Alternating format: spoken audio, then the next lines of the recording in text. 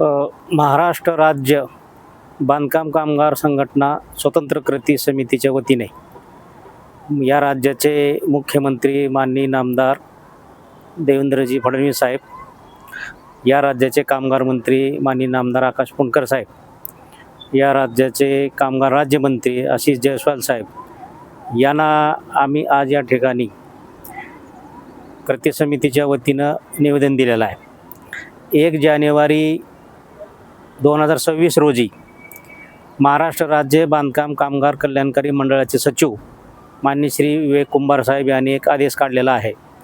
या आदेशात ते म्हणतात की नोंदणीकृत बांधकाम कामगाराच्या पाल्यांना शिष्यवृत्ती घ्यायची असेल तर त्यांना राज्य शासनाची किंवा केंद्र शासनाची शिष्यवृत्ती मिळत असेल तर इकडची मंडळाची शिष्यवृत्ती देता येणार नाही. म्हणजे राज्य शासनाची केंद्र शासनाची शिष्यवृत्ती जर मला मिळत असेल तर मी बांधकाम कामगाराचा मुलगा असूनसुद्धा मला मंडळाची शिष्यवृत्ती मिळणार नाही.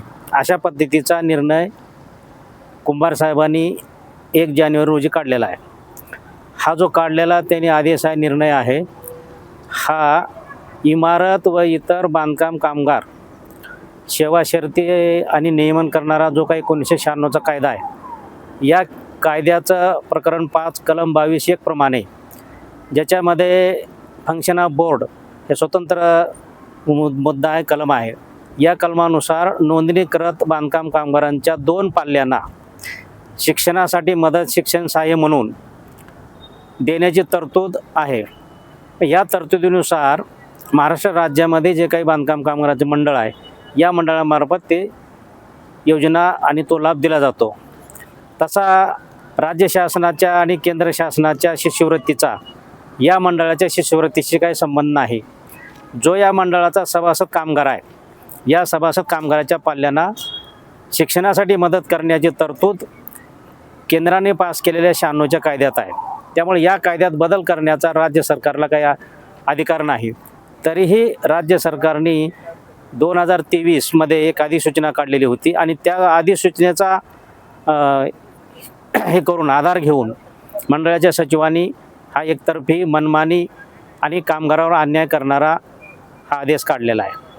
मंडळाचा उद्देश आणि मंडळाचा हेतू आहे की बांधकाम कामगारांच्या पाल्यांना शिक्षणासाठी मदत करणे. आणि मग मंडळ जर स्वायत्त आहे, या मंडळावरचा जो काही निधी आहे, हा निधी हा कामगार कल्याण सेसचा निधी आहे. या निधीमध्ये, या पैशामध्ये राज्य सरकारचा 1 रुपयाचा सुद्धा कधी घेणं नाही. तरीही या मंडळावर राज्य सरकार अतिक्रमण करून अशा पद्धतीचे चुकीचे आणि मनमानी एकतर्फी निर्णय घेऊन कामगारावर अन्याय करत आहे. या मंडळावर गेल्या 6-7 वर्षापासून कार्यकारी मंडळ नाही. या मंडळासाठी सल्लागार समितीची तरतूद आहे, तर सल्लागार समिती स्थापन केलेली नाही. तज्ज्ञ समितीची तरतूद आहे, तज्ज्ञ समिती स्थापन केलेली नाही. हे मंडळ केवळ आणि केवळ 2 व्यक्ती चालवतात, एक कामगार मंत्री आणि दुसरे या मंडळाचे सचिव. आणि या दोघांवर नियंत्रण या राज्याचे मुख्यमंत्री करतात. आणि म्हणून या मंडळामध्ये लवकरात लवकर या कार्यकारी मंडळ शासकीय सदस्याची नियुक्ती करणे आणि लोकाभिमुख, कामगाराभिमुख या मंडळाचा कारभार करणे, अशा पद्धतीची मागणी आम्ही या निवेदनाच्या माध्यमातून या राज्याच्या मुख्यमंत्र्याकडे, कामगार मंत्र्याकडे केलेली आहे.